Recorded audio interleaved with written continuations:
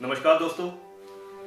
आज के समय में यूरिक एसिड एक बहुत ही बड़ी समस्या बनता जा रहा है। मॉडर्न साइंस में यूरिक एसिड के बढ़ने को गाउट के नाम से जाना जाता है। इस समस्या से परेशान रोगी के शरीर के सभी छोटे या बड़े जॉइंट्स में यूरिक एसिड के छोटे छोटे क्रिस्टल्स जमा होने लगते हैं, जिसके कारण रोगी के उन जोड़ों पर भयंकर पीड़ा का उत्पन्न हो जाना या फिर अत्यधिक स्वेलिंग का बन जाना, या कभी कभी जॉइंट्स के ऊपर की स्किन जो है वो लाल रंग की हो जाती है।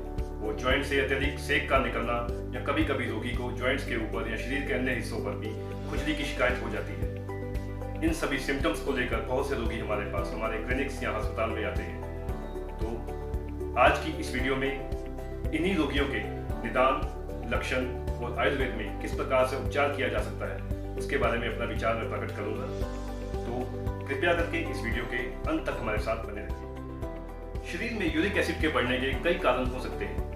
मॉडर्न साइंस में प्यूरिन्स वाले पदार्थों का अधिक मात्रा में सेवन करना मुख्य कारण माना गया है। आयुर्वेदीय दृष्टिकोण से अत्यधिक पित्त वाले पदार्थ या एसिडिक डाइट्स, या फिर दही, मसाले, मिर्च इनका अधिक सेवन करना, या फिर भारी प्रोटीन वाली चीजें जैसे कि दालें, राजमा, उड़द इनका सेवन करना, चीज, पनीर, समोसा इनका सेवन करना जो है मुख्य कारण माना जाता है। जो लोग अत्यधिक मात्रा में अल्कोहल का सेवन करते हैं या स्मोकिंग करते हैं या चाय कॉफी का सेवन करते हैं, उनमें भी यूरिक एसिड निश्चित मात्रा से बढ़ा हुआ ही मिलता है। गाउट के साथ आयुर्वेद में कोरिलेशन जो है वो वात रक्त रोग के साथ किया गया है। वात रक्त रोग में वात और रक्त इन दोनों की दुष्टि हो जाती है। सो इस रोग में पित्त का मुख्य स्थान बन जाता है। जब ये बढ़ा हुआ पित्त रक्त को दूषित करता है और वो रक्त जोड़ों में चला जाता है और वात को प्रकोपित कर देता है, तो वात रक्त रोग को उत्पन्न करता है, जिसके कारण रोगी को जोड़ों के ऊपर अत्यधिक बर्निंग सेंसेशन या जलन का होना, या अत्यधिक दर्द का होना या सूजन का होना, या लाल रंग की स्किन का हो जाना, ये लक्षण उत्पन्न हो जाते हैं। तो दोस्तों, ये बढ़ा हुआ यूरिक एसिड हमारे शरीर में किस प्रकार के लक्षणों को उत्पन्न कर सकता है, आइए उसको जानते हैं। यूरिक एसिड के क्रिस्टल जब शरीर में सर्कुलेट करते हैं तो शरीर के छोटे छोटे जॉइंट्स में इकट्ठे हो जाते हैं। मुख्य रूप से ये क्रिस्टल्स हाथों या पैरों की उंगलियां या कोहनी,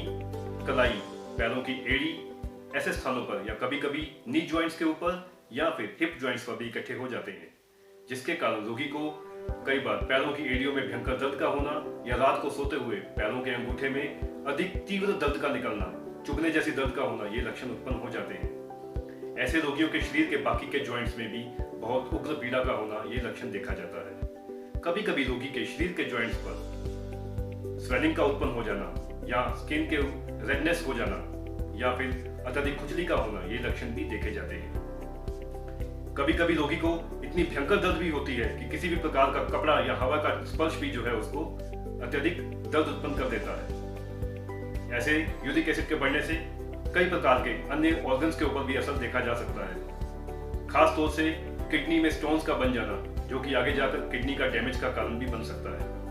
रोगी को साथ में बुखार भी बना रहता है और शरीर के अन्य हिस्सों पर सेक का निकलना या अत्यधिक हीट का पैदा होना, ये लक्षण भी देखे जाते हैं।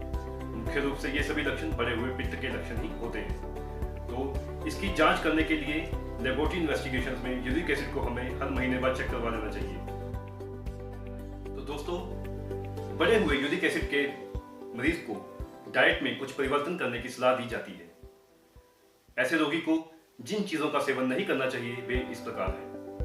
नॉन वेज फूड्स लाइक अंडा, मटन, चिकन, स्मोकिंग, अल्कोहल, दालें जैसे कि राजमा, चने की दाल या फिर सफेद चने या उड़द की दाल, तीखी चीजें, खट्टी चीजें, दही, पनीर, रेफ्रिजरेटेड फूड्स, बेकरी की आइटम्स, अत्यधिक ठंडा पानी, कोला या फिर ठंडी चाय का प्रयोग, इन चीजों का प्रयोग हमें अपनी डाइट में कभी भी नहीं करना चाहिए।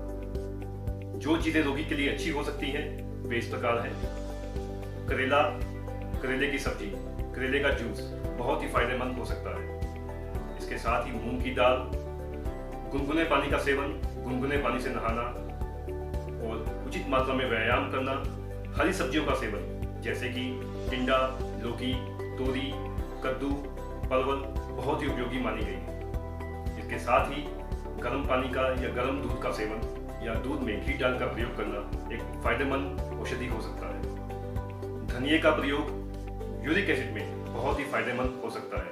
धनिए को एक बहुत ही अच्छा एंटी माइक्रोबियल और एंटी इंफ्लेमेटरी एजेंट माना जाता है और एक बहुत ही अच्छा एंटीऑक्सीडेंट भी है। धनिए के पत्तों का जूस जो है सुबह खाली पेट पीने से बहुत ही फायदा हो सकता है और इसी धनिए का प्रयोग सब्जी में करने से भी हमें लाभ मिल सकता है। कुछ एक घरेलू उपचार बढ़े हुए यूरिक एसिड के लिए बहुत ही फायदेमंद है। पहला है एक जूस का निर्माण जो कि आप अपने घर में अपनी किचन में आराम से कर सकते हैं। इसके लिए एक 3 इंच की मूली का टुकड़ा, 3 इंच का खीरे का टुकड़ा, कुछ धनिए के पत्ते और एक करेला, इन सभी को अच्छी तरह से कद्दूकस करके इनका जूस निकाल लीजिए। इस जूस को 50 से 70 ml की मात्रा में सुबह खाली पेट पीने से बढ़ा हुआ यूरिक एसिड कुछ ही हफ्तों में नॉर्मल हो सकता है। दूसरा प्रयोग है नीम का।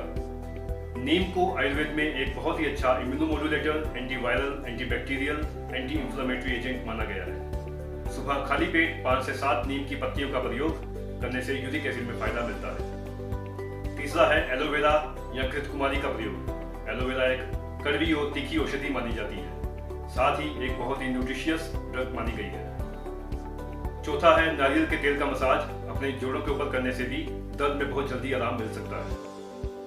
एक योग जो है वो है तिल का सेवन। तिलों को पीस करके उसका कल्क बना लीजिए या पेस्ट बना लीजिए। इस पेस्ट को दूध के साथ मिलाकर पोटली बना लीजिए। पोटली को गर्म दूध में या सुखोष्ण दूध में भिगो करके जोड़ों के ऊपर मसाज करने से या सेक देने से भी जोड़ों के दर्दों में आराम देखा जाता है। आयुर्वेद में वात रक्त के लिए या फिर बढ़े हुए यूरिक एसिड के लिए कुछ बहुत ही महत्वपूर्ण औषधियां मानी गई हैं, जिनमें गिलोय या गुडुची का स्थान सबसे ऊपर है।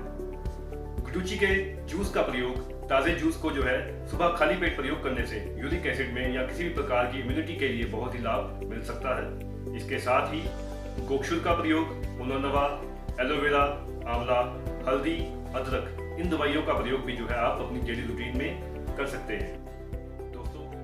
दोस्तों ये मैंने जितने भी आपको घरेलू उपचार ऊपर बताए हैं, ये वात रक्त की या फिर बढ़े हुए यूरिक एसिड की संपूर्ण चिकित्सा नहीं है। संपूर्ण चिकित्सा एक आयुर्वेदिक चिकित्सक के द्वारा ही की जा सकती है, क्योंकि वही कुशल चिकित्सक ही आपकी बीमारी का अच्छी प्रकार से निदान और उसका जो है अच्छी प्रकार से उपचार कर सकता है। ये सभी घरेलू उपचार बीमारी की सपोर्ट के लिए या फिर आपके रोग को कम करने के लिए फायदेमंद हो सकते हैं, लेकिन किसी हद तक, और इनका प्रयोग जो है हमेशा रोगी की प्रकृति के अनुसार उसकी जरूरत के हिसाब से करना चाहिए।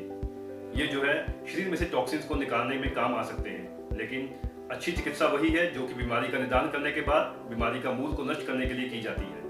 तो आपसे निवेदन है कि आप किसी कुशल चिकित्सक के पास जाकर अपनी बीमारी का अच्छा सा निदान करवाइए और उसके हिसाब से अपने प्रकृति के विरुद्ध जो है औषधि का प्रयोग करवाइए। तो उम्मीद है आपके लिए ये वीडियो फायदेमंद होगी। इस प्रकार की और वीडियोस के लिए और अपडेट्स के लिए आप हमारे YouTube चैनल डॉक्टर अमित महाजन आयुर्वेदा और हमारे Facebook पेज डॉक्टर अमित महाजन आयुर्वेदा को लाइक और शेयर करते रहिए। धन्यवाद।